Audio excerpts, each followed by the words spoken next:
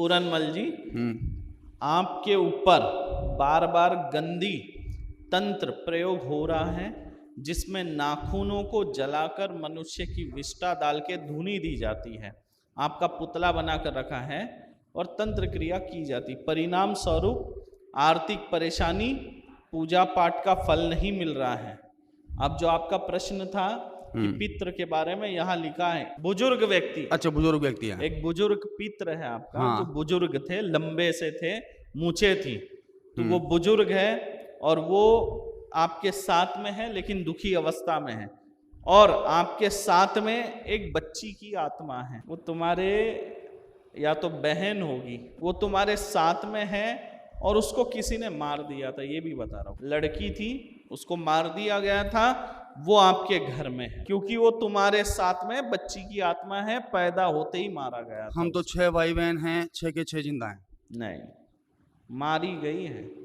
मेरी मम्मी के तो 6 ही हम थे हुए थे, 6 के 6 नहीं, हैं। नहीं, नहीं, मारी गई है, लिखा है ना, मैं तुमको बता रहा हूँ। तुम्हारे मन में था हमारे पितर कोई दुखी है क्या? हाँ, तो तुम्हारे ही सवाल यहाँ है।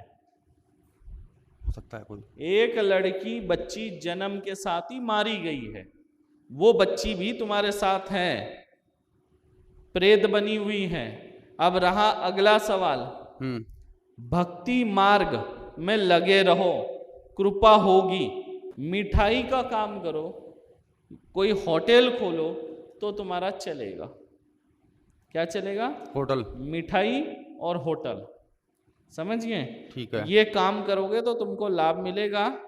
और जो आपका जीवन है इसमें पितृ दोष लगा हुआ है और पितृ दोष के चलते घर में हर 2 पक्ष में 4 नए प्रेत आ जाते हैं तुम्हारे। हर 2 पक्ष में। हाँ। कृष्ण पक्ष होता है, शुक्ल पक्ष होता है, तो 2 पक्ष में 4 प्रेत तुम्हारे घर में नए आते हैं जो कि दारिद्रता फैलाते हैं। और कपड़े पूरे क्यों नहीं पहनते हो? गर्मी लगती है बुरी तरह। कहाँ? गर्मी लगती है बुरी तरह। यह लिखा है आपको पूरे कपड़े पहनने से यही रोक। अब जो तुम पूछ रहे हो, अब वो क्या है वो तुम जाकर पता करो। अब तुम क्या जानना चाहते थे, जो तुम्हारे मन के प्रश्न थे वो यहाँ लिखे हुए हैं, पॉइंट टू पॉइंट लिखा है। जैसा तुम पूछना चाह रहे थे, जो जानना चाह रहे थे, वो यहाँ लिखा है, वैसा ही लिखा है। तुम भक्ति के बारे में जानना चाहते हैं, भक्ति मार्ग में लिखा हुआ है, भक्ति मार्ग में लगे रहो, कृपा होगी, लिखा है। पितृ के बारे में जानना चाहते, एक बुजुर्ग पितृ है, साथ में एक बच्ची की आत्मा, वो पक्का तुम्हारी बहन है। तुम पता करना, शायद हो सकता तुम लोगों से छुपा के रखा गया हो ये बात, लेकिन उसको मारा गया था।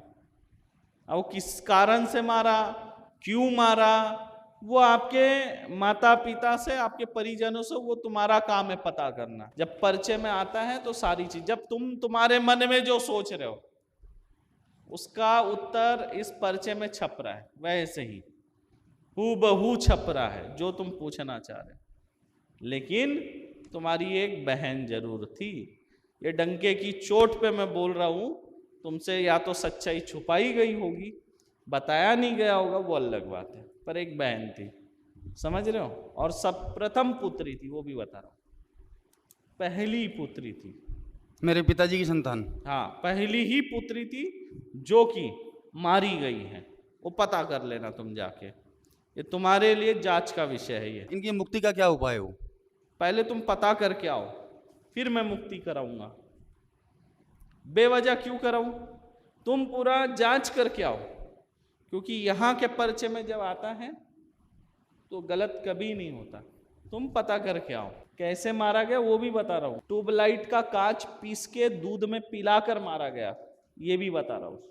हाँ। अब तुमको रखा ही तो है चड्डा बनियान पे, और क्या है? तो यही तो पूछ रहा हूं ना। अब उस पे तुम पूरे कपड़े क्यों नहीं पहनते, वो भी लिखा हुआ है पीछे कि पूरे कपड़े क्यों और नहीं कुछ पहनते। बच रहा होगा, मैं उस्मान बाबू से पूछ लूंगा कि भाई मेरे से बता, तेरे को चाहिए क्या? ठीक है, जाओ आ जाओ।